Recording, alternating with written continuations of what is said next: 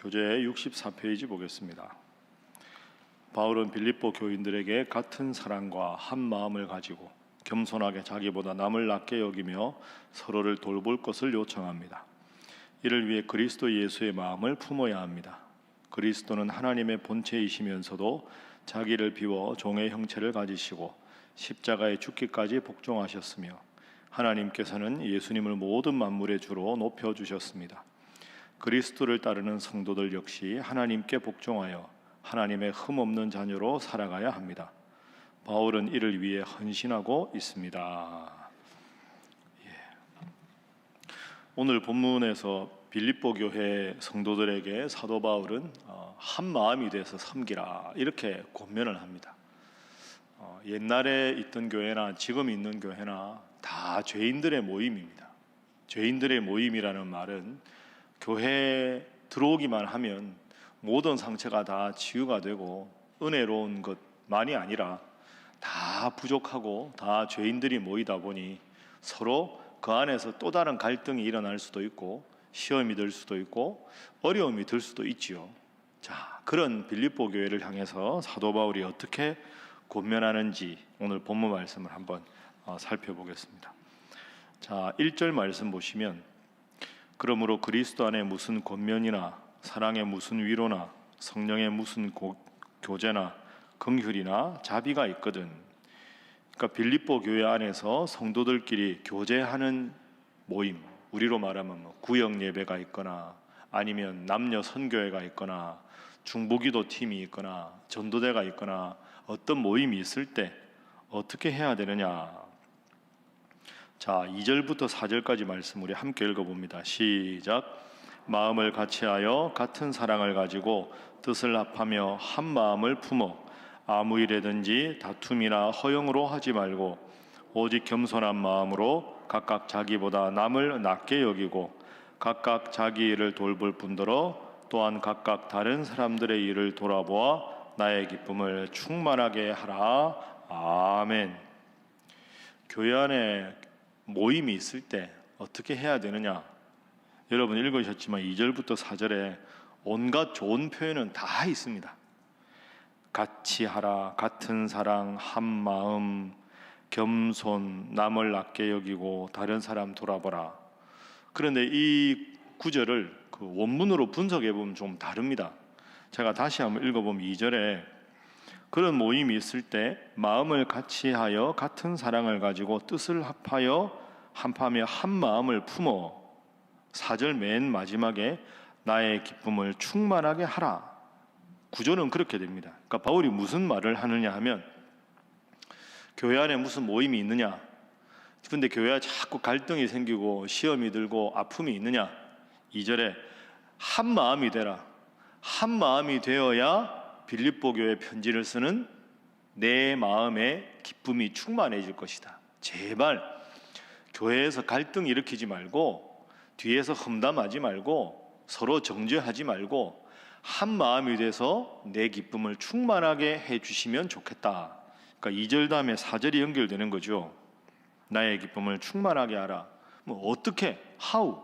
어떻게 해야 한 마음이 되고 바울이 충만한 기쁨을 누릴 수 있느냐? 이게 우리 관심 아닙니까? 그래서 그렇게 보면 3절에 나오는 단어 겸손이라는 단어가 핵심입니다.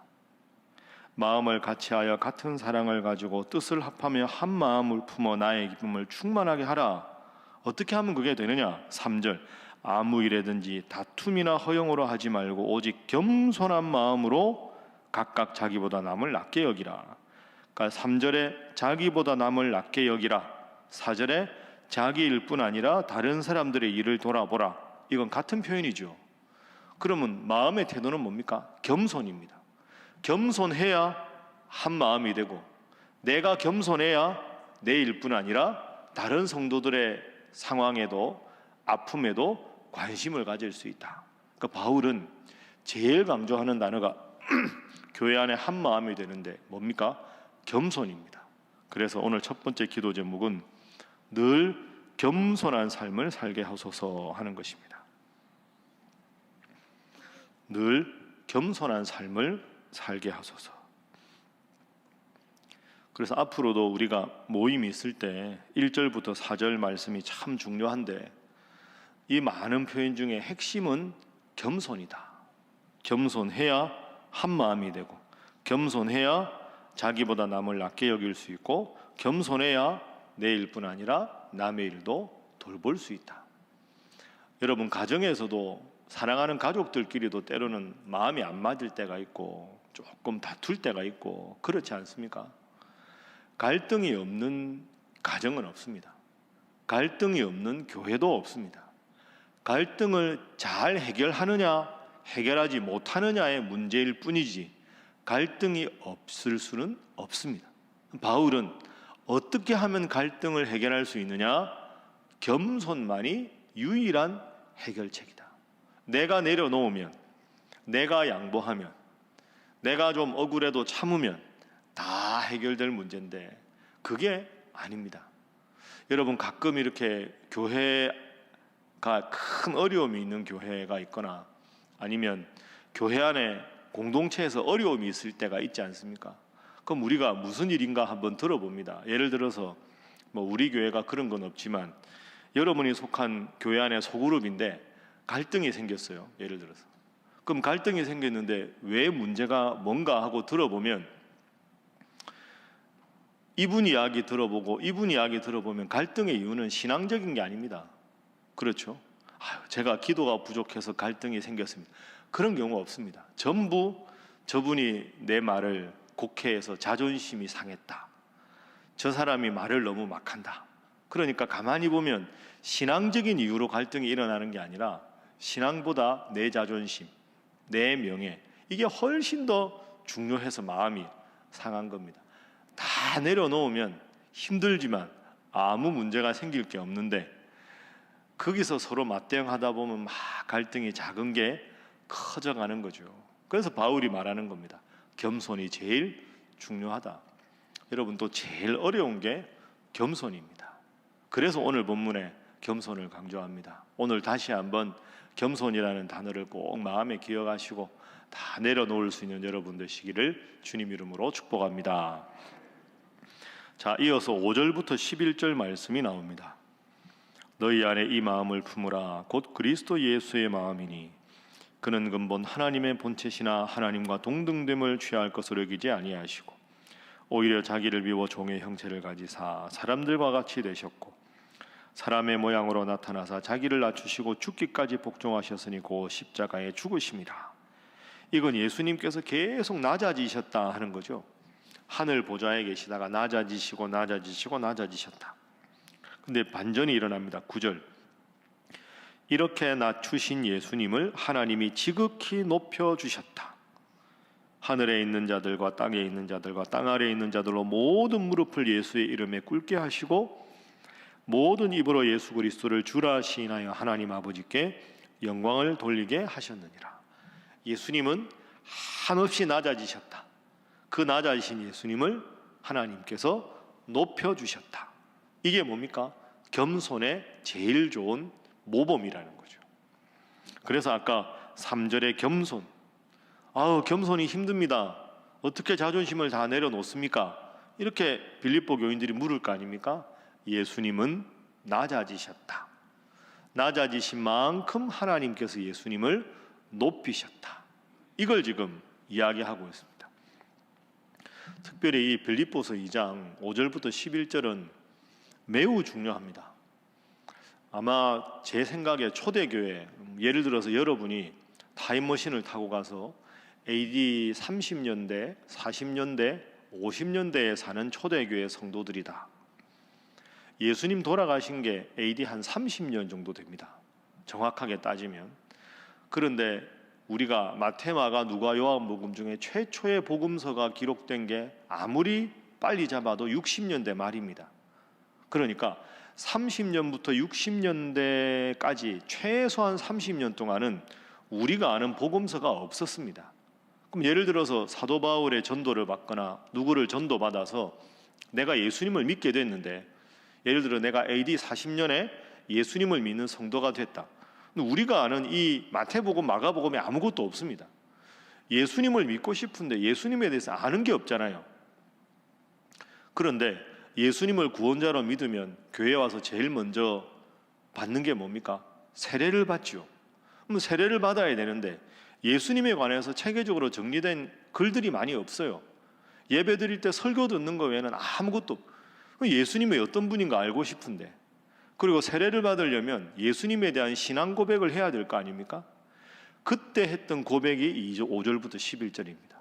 그래서 이 5절부터 11절은 신학에서는 초대교회의 그리스도 찬가라고 부릅니다. 초대교회의 그리스도 찬가, 예수 그리스도를 찬양하는 고백. 그럼 예를 들어서 여러분이 예수님 돌아가신 다음에 AD 30년부터 60년 사이에 내가 예수 믿고 세례 받겠습니다. 그럼 세례 받으면 당신은 예수님을 구원자로 믿습니까? 라고 이렇게 물을 거 아닙니까? 유리식으로 세례 문답을 하죠. 문답할 때 반드시 외워서 나는 예수님을 이런 분이라고 고백합니다 라고 외워서 찬송가로 불렀던 노래가 이 곡입니다. 그는 근본 하나님의 본체시나 하나님과 동등됨을 취할 것을 여기지 아니하시고 오히려 종의 형체를 가져서 사람과 같이 되셨고 죽기까지 복종하셨는데 하나님께서 그를 높이시. 이게 찬송가예요. 초대교회 제일 중요한 찬송가. 그러니까 초대교회 성경이 문서로 완벽하게 정착되기 전에 초대교회 교인이라면 반드시 우리가 지금 사도신경 외우듯이 반드시 읽고 노래하고 외워야 되는 예수님에 대한 제일 대표적인 고백이 빌립보서 2장 5절부터 11절이다. 그리고 그 핵심이 뭡니까? 겸손이다. 낮아지신 만큼 하나님은 높여주셨다. 예수님은 겸손한 분이셨다. 자, 그 겸손의 가장 대표적인 모습이 한 구절만 읽어봅니다. 자, 우리 7절 말씀 함께 읽습니다. 시작. 오히려 자기를 비워 종의 형체를 가지사 사람들과 같이 되셨고. 아멘. 자, 6절부터 읽어보면 그는 근본 하나님의 본체시나 하나님과 동등됨을 취할 것으로 여기지 아니하시고 오히려 자기를 비워 종의 형체를 가지사 사람들과 같이 되셨다. 오히려 자기를 비워 사람들과 같이 되셨고 해도 아무 문제가 없습니다. 근데 바울이 종이라는 단어를 일부러 넣은 겁니다. 여러분 한글로 읽을 때 오히려 자기를 비워 사람들과 같이 되셨고 이렇게 하면 매끄럽잖아요. 그런데 딱 거기다가 종의 형체를 가지셨다. 이게 아까 말한 겸손의 모범이 종이다. 예수님은 하나님의 종을 자처하셨다. 하나님과 능력이 같으신 예수님이 스스로도 나는 종이다 하고 이 땅에 오셨다. 그러면 하나님은 예수님을 종이다 하고 그냥 죽게 내버려 두셨느냐? 십자가에 하나님의 종이라고 자처한 예수님을 높이 들어서 모든 사람이 우러러보는 주님이 되게 하셨다. 낮아지는 만큼 하나님은 반드시 높이시니 빌립보 교회 성도들이여 겸손한 신앙생활을 하십시오. 교회 공동체가 한 마음이 되는 제일 중요한 비결은 뭐다? 겸손이다. 이게 지금 강조하고 있습니다. 그래서 두 번째 기도 제목입니다. 종이라는 의식을 늘 갖게 하소서 하는 것입니다. 종이라는 의식을 늘 갖게 하소서. 첫 번째 겸손해야 하는데 겸손하다 하는 것이 무슨 뜻인가? 구체적으로 말하면 내가 종이다. 누구의 종이다? 하나님의 종이다. 이 의식을 갖고 살아가는 것이 겸손이다. 그렇게 생각해 보면 여러분 빌립보서 1장 보십시오. 1장 1절에 바울이 스스로를 뭐라고 소개합니까? 그리스도 예수의 뭡니까? 종. 그러니까 지금 바울이 지금 제가 보기에는 빌립보서에서 제일 중요한 단어는 종입니다. 종. 나는 주님의 종이다. 주님은 겸손하셨다. 주님이 종이라고 자처하셨다. 그러면 종이면 한없이 낮아지느냐? 낮아지는 만큼 하나님께서 높이신다. 내 남은 인생도 종으로 살겠다. 여러분 지금 내가 감옥 속에서 편지 쓴다고 안타까워하고 괴로워하고 사도 바울 선생 불쌍해서 어떻겠냐? 아유 저러고 죽으면 어떡하냐? 걱정하지 마라. 나는 종이다. 주인이 죽어라 하면 죽는 거다. 그래서 나는 기쁘다. 그래서 종이라는 단어가 기쁨하고 연결되는 거죠. 종은 주인이 기뻐하는 일을 하면 그걸로 기쁜 겁니다. 어떻게 감옥에서 기쁨을 말할 수 있을까? 비결은 종이라는 단어에 있다. 한번 따라합니다. 나는 하나님의 종이다. 여러분 믿습니까? 이 고백을 하셔야 됩니다. 이 고백을 하는 순간 모든 교회 공동체의 문제는 다 해결이 됩니다. 섭섭하다, 화난다, 뭐 종인데 뭐 그런 거 있습니까? 섭섭하면 주인이 다 해결해 주시겠지, 때가 되면. 그렇게 생각하고 있으면 또 마음이 편한데, 종은 자기 일을 하는 게 아닙니다. 자기 의식을 갖고 자기 주장을 펴는 게 아닙니다. 주인이 기쁘시기만 하면 종은 뭐 자존심이 상하든 섭섭하든 주인님만 좋으면 되죠. 이게 종 아닙니까? 종의 형체를 가지셔서 사람들과 같이 되셨다. 오늘 하루도 나는 하나님의 종이다, 이 마음으로 내 모든 생각 내려놓고 하나님 영광만 위해 살아가는 여러분 되시기를 주님 이름으로 축복합니다. 자, 종이라는 의식으로 날마다 살아가는 삶의 태도, 이제 12절입니다. 자, 12절 말씀 함께 읽습니다. 시작. 그러므로 나의 사랑하는 자들아, 너희가 나 있을 때뿐 아니라 더욱 지금 나 없을 때에도 항상 복종하여 두렵고 떨림으로 너희 구원을 이루라. 아멘. 종으로 살아가는 삶의 태도는 12절에 마지막에 항상 복종하여 두렵고 떨림으로 너희 구원을 이루라. 세 번째 기도 제목은 구원을 이루어가는 삶을 살게 하소서 하는 것입니다. 구원을 이루어가는 삶을 살게 하소서.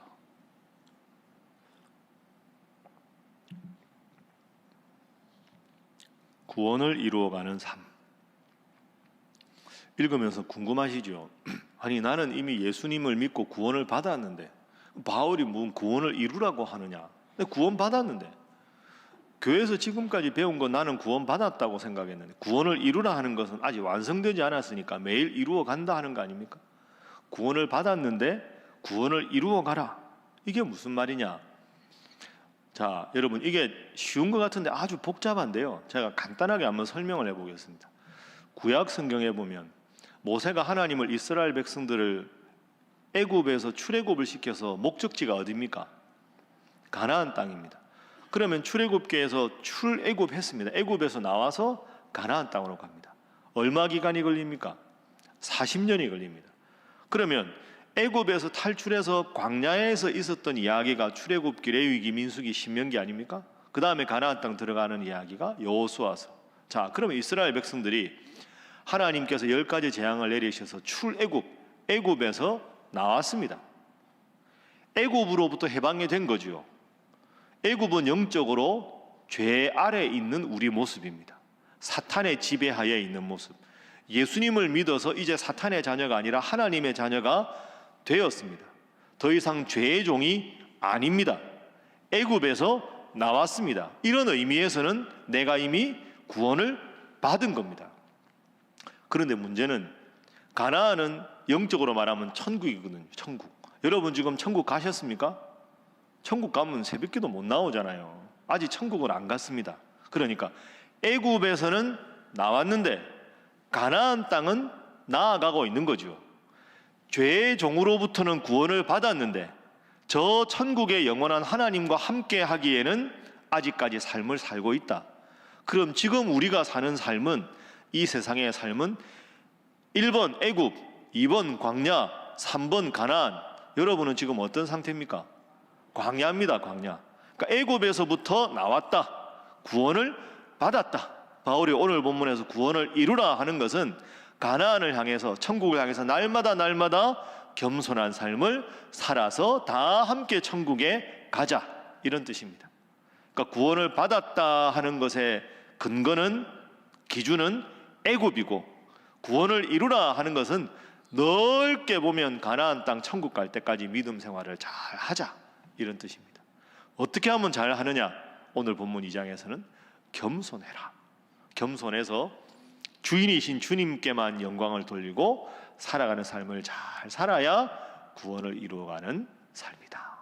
오늘 하루 매일매일 하나님께서 여러분에게 은혜 주시고 능력 주셔서 나는 주님의 종이다, 이 마음으로 날마다 날마다 구원을 이루어가는 거룩한 삶을 사는 우리 신일의 모든 성도들이 되시기를 주님 이름으로 축복합니다.